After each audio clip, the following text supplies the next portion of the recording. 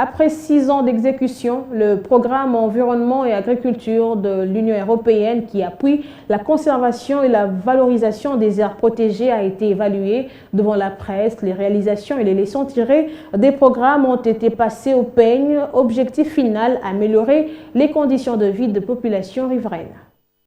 Les parcs nationaux des Virunga, Garamba-Salonga, le complexe Upemba-Kundelungu ainsi que la réserve de la biosphère d'Yangambi, 5 aires protégées de la République démocratique du Congo, appuyées dans la conservation et valorisation par le programme Environnement et Agriculture de l'Union européenne. Un appui exécuté par la cellule d'appui à l'ordonnateur national COFED dans le cadre du 11e Fonds européen de développement. Cette action vise l'amélioration des conditions de vie des populations riveraines. Dans les faits précédents, on ne parlait que de l'environnement et on ne parlait pas pratiquement de l'agriculture durable.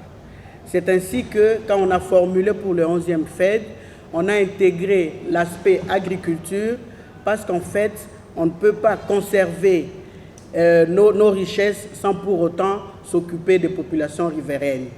C'est vrai, je me dis toujours que on dit toujours qu'il faut conserver, il ne faut pas exercer de pression, mais si on ne donne pas de quoi à la population qui d'emblée vit dans les parcs, de quoi vivre, il y aura toujours la pression. C'est pour ça qu'on a essayé de développer un volet qui s'occupe de l'agriculture pour développer les activités en périphérie des aires protégées. Au-delà des réalisations éloquentes, les défis demeurent, et surtout celui de l'insécurité qui figure au premier plan. C'est bon d'apporter une réponse à nos communautés, mais c'est également bon d'améliorer les conditions de vie de notre personnel, donc les éco-gardes, améliorer les conditions du travail également. Je peux vous dire que nous avons atteint la barre de presque 400 gardes tués dans les accrochages avec les groupes armés ou d'une manière ou d'une autre, des morts violentes.